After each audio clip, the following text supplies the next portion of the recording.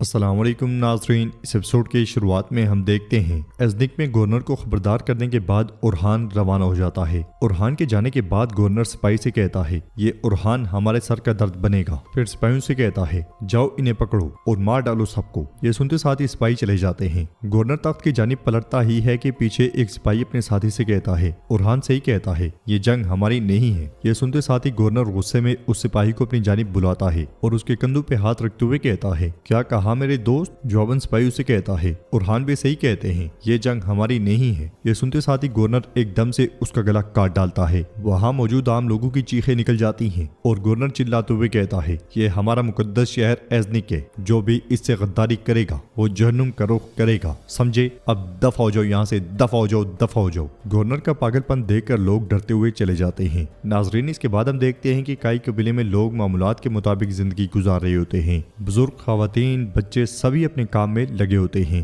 باورچی خانے کے کام بھی آب و تاب سے جاری ہوتے ہیں۔ کھانا بن رہا ہوتا ہے۔ اس لیے نیلوفر اسما کے ساتھ باورچی خانے میں آتی ہے اور عورتوں کو کام کرتا ہوا دیکھ کر ان کی حوصلہ افزائی کرتی ہے۔ پھر آگے بڑھتے ہوئے اسما سے کہتی ہے یہ سردیاں مشکل سے گزریں گی اسما، اگر ایسے ہی چلتا رہا تو نہ پنیر رہے گا اور نہ ہی گھی۔ اسما کہتی ہے چرواہے روتے ہیں کہ ہمارے ریوڑ خشکی کی وجہ سے کم ہو گئے ہیں۔ جواباً نیلوفر کہتی ہے چرواہے کے سردار کو میرا پیغام بھیج دو، بھیڑوں اور بکریوں کی تعداد بڑھے گی، 10,000 چھوٹی بھیڑیں اور 3,000 بڑے جانور لائے جائیں گے۔ اسما کہتی ہے لیکن خزانے سے چرواہوں کے لیے مختص کی گئی رقم معمولی ہے۔ تو نیلوفر کہتی ہے میں نے علاؤالدین بے سے بات کی ہے، انہیں جو رقم درکار ہے وہ دیوان کے بعد ملے گی۔ جب بچے دینے کا وقت آئے گا تو وہ تعداد بڑھا دیں گے۔ باہر آنے سے پہلے ریوڑ یہاں ہوں، چرواہے کے سردار کو بتا دو۔ یہ سنتے ساتھ ہی اسما چلی جاتی ہے اور قریب ہی میں دیدار ملون خاتون کے ساتھ آگے بڑھتے ہوئے کہتی ہے یوں لگتا ہے کہ نیلوفر خاتون کو تمہاری طرف سے چرواہوں کے لیے مختص کی گئی رقم کم لگی، لیکن سلام ہے، وہ کہا کرتے تھے کہ کیا رومی لڑکی ریاست کی ماں بن سکتی ہے؟ واللہ سنگھ نے کان کو پیچھے چھوڑ دیا۔ تو ملون خاتون کہتی ہیں دیدار خدارا حالات گزر گئے، یہ بھی گزر جائے گا۔ آپ کے آس پاس لوگ ہمارے بارے میں باتیں کرتے ہیں، کیا ایسا ہے؟ تو دیدار ایک دم سے کہتی ہے بالکل نہیں، ایسا کیسے ہو سکتا ہے، وہ بس آپس میں باتیں کرتے رہتے ہیں۔ ملون خاتون غصے سے کہتی ہیں یہ کوئی تھیلی نہیں ہے جو تم اسے باندھ سکو، میں ایسے باندھوں گی کہ ان کے منہ اور کان دونوں بند ہو جائیں گے۔ بےہودگی کرنے سے پہلے تم بھی اچھے سے اسے ذہن نشین کر لو اور کروا دو۔ وہ کوئی رومی لڑکی نہیں بلکہ سردار خاتون ہے، نیلوفر ہے، کائی کی خاتون اور اورحان کی بیوی۔ اسلامی قبیلے کے ڈول زور زور سے بجتے ہیں اور ایک قافلہ جس میں آگے 2 نوجوان سپاہی اور پیچھے خواتین سامان کے ساتھ وہاں داخل ہوتی ہیں۔ انہوں نے ہرے بھرے جھنڈے اٹھائے ہوتے ہیں۔ دیدار اور ملون خاتون انہیں خوش آمدید کہتی ہیں اور ان میں سے ایک خاتون کہتی ہے تمہارا نیا قبیلہ اور نیا نظام مبارک ہو، ہم بہت عرصے سے آ کر ملاقات کرنا چاہتے تھے۔ تو ملون خاتون کہتی ہیں آپ کے قدموں کو سلام، آپ لمبے سفر سے آئے ہیں، سب سے پہلے آرام فرمائیں، دیدار خاتون آپ کی دیکھ بھال کریں گی۔ یہ سنتے ساتھ ہی وہ سب دیدار کے ساتھ آگے بڑھ جاتے ہیں۔ ان کے جاتے ساتھ ہی نیلوفر ملون خاتون کے پاس آتی ہے اور ان سے پوچھتی ہے ماں اس اچانک ملاقات کا سبب کیا ہے؟ وہ اپنے بیٹوں کے ساتھ آئے ہیں۔ تو ملون خاتون کہتی ہیں عثمان بے کی بھی 2 بیٹیاں ہیں جو شادی کے لائق ہیں، تم کیوں اب بھی آنے والوں پہ حیران ہوتی ہو نیلوفر؟ نیلوفر کہتی ہے ماں لیکن لڑکیاں شادی نہیں کرنا چاہتی ابھی۔ ملون خاتون غصے سے کہتی ہیں خبردار نیلوفر، خبردار، تم اس معاملے میں دخل دے کر میری بیٹیوں کا ذہن بدلنے کی کوشش نہ کرنا، اب تم سردار کی خاتون ہو،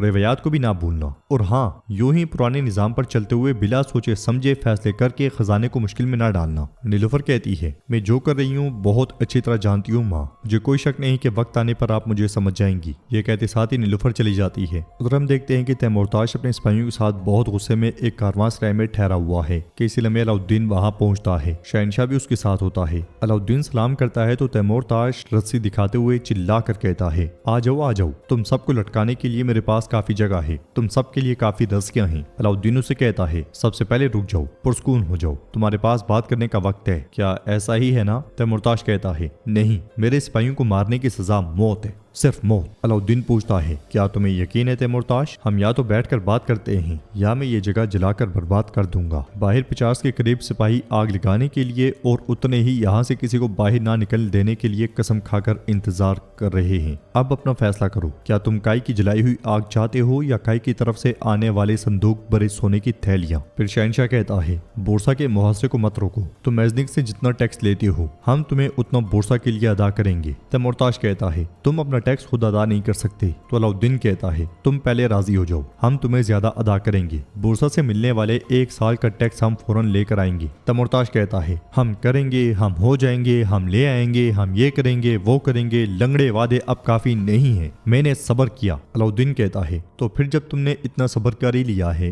थोड़ा सा सब्र और कर लो तैमूरताश, कल सुबह तक तमाम सोना तुम्हें दे दिया जाएगा, लेकिन इस मुआहदे पर मोहर लगाना जरूरी है। ये कहते साथ वो मुआहदा उसके सामने कर देता है। तैमूरताश कहता है कल तक जाओ और सोना लेकर आओ, हम मुआहदे पर मोहर लगाएंगे। ये कहते साथ वो मुआहदा ले लेता है। अलाउद्दीन कहता है तो फिर ऐसा ही हो। ये कहते साथ वो शहनशाह के साथ पलट जाता है, मगर पीछे तैमूरताश वो मुआहदा बगैर देखे बगैर खोले जला डालता है और कहता है वो मुआहदा खून से होगा, तुम सब अलखानियों की ताकत देखोगे, वो सोना तुम सबको मैं एक एक करके निकलवाऊंगा। नाजरीन, इसके बाद हम जंगल के बीचों बीच देखते हैं शेख अपने दरवेशों के साथ जिक्र अस्कार में मसरूफ हैं। उनके जिक्र अस्कार से फिजा गूंज रही होती है। दूसरी तरफ उरहान अपने सिपाहियों के साथ घोड़े पर सवार होता है। वो आगे बढ़ते बढ़ते एक मुकाम पे जा रुकता है। कुछ देर के बाद गवर्नर की जानिब से भेजे हुए सिपाही उरहान का पीछा करते करते वहां पहुंचते हैं। उरहान के इशारे पर उनके सामने एक नोकदार लकड़ी गिरा दी जाती है, जिसकी आड़ में आते साथ ही बहुत से बाज़ंतीनी सिपाही घोड़ों से गिर जाते हैं। खौफ के मारे घोड़े भी भाग जाते हैं। ये जाल लगाने वाला जेर कुत्ते हंसते मुस्कुराते हुए एक तरफ से सामने आता है और उस सिपाहियों को आवाज देता ही है कि सिपाही तीर छोड़ देते हैं। बाज़ंतीनी जो घोड़ों से गिरने के बाद तलवारें निकालते ही हैं कि तीरों का निशाना बन जाते हैं। कारा खलील उरहान से कहता है जैसा कि आपने कहा था, अच्छा हुआ हमने एहतियात की। तो उरहान कहता है इनकी नस्ल ही खराब है खलील,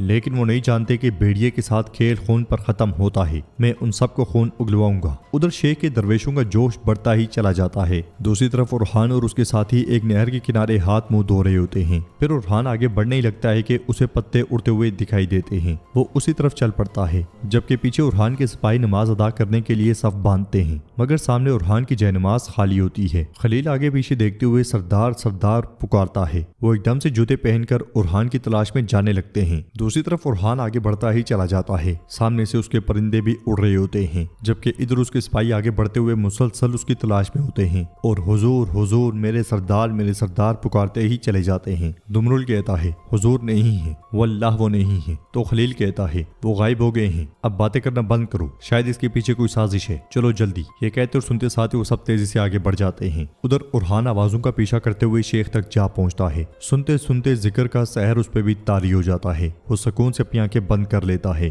जिक्र अस्कार के बाद शेख मुस्कुराते हुए उरहान को देखते हैं, फिर उससे कहते हैं आ जाओ मेरे बेटे। उरहान आगे बढ़ते हुए उन तक जा पहुंचता है और अस्सलाम वालेकुम कहता है। सब एक जुबान होकर उरहान के सलाम का जवाब देते हैं और शेख कहते हैं उरहान बे की आमद मुबारक हो, आपने हम दरवेशों को खुश कर दिया, सलामत रहें। तो उरहान कहता है बहुत शुक्रिया। शेख उरहान से कहते हैं हम आपका इंतजार कर रहे थे, उरहान बे तशरीफ लें। तो नाज़रीन, इसके साथ ही एपिसोड भी इख्तिताम पजीर होती है। वीडियो पसंद आए तो लाइक कर दें, शेयर कर दें, सब्सक्राइब नहीं किया हुआ तो सब्सक्राइब करने के साथ साथ घंटी वाले आइकन को दबाना मत भूलें। मिलते हैं इंशाअल्लाह नेक्स्ट वीडियो में, तब तक के लिए रखें अपना और अपनों का बहुत ज्यादा ख्याल। अल्लाह ने के बान।